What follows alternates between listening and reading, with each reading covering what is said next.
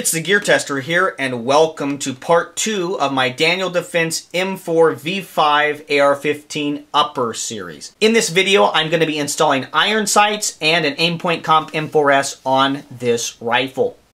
The first thing I'm going to do is make sure that my rifle is not loaded. I'm going to visually inspect the chamber as well as stick my finger in there and physically make sure there are no rounds in it. That's just standard safety practice when you start working on a firearm.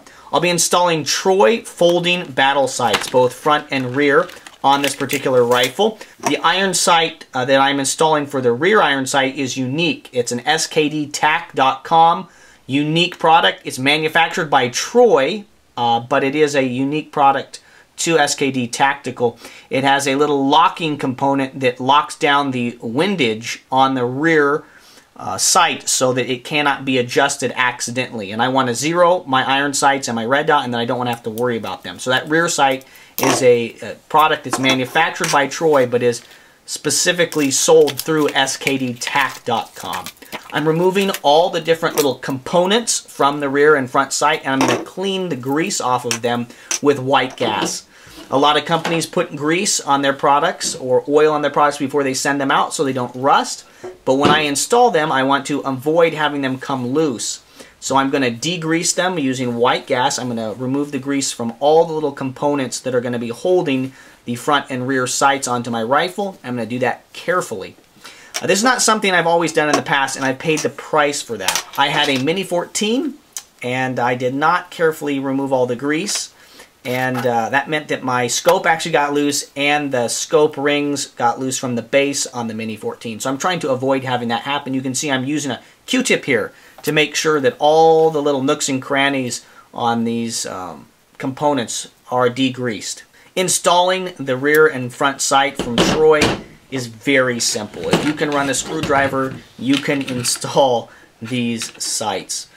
Just going to make sure that I get all the components separated out. I'm going to be using blue Loctite to make sure that once these components are installed, that they do not come off. You can see me there installing the blue Loctite.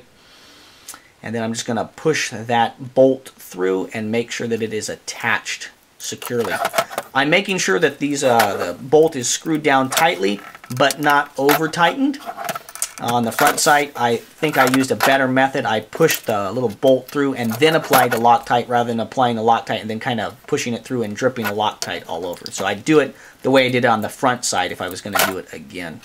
Again, making sure that it's tight, being careful not over tighten, and then a couple hours later I came back and made sure that they were really tightened down. Now I'm going to be installing my Aimpoint Comp M4S on this rifle. It's also very simple. I've already Loctited the bases from LaRue onto this, and I've actually used this Aimpoint Comp M4S on other AR-15s in the past.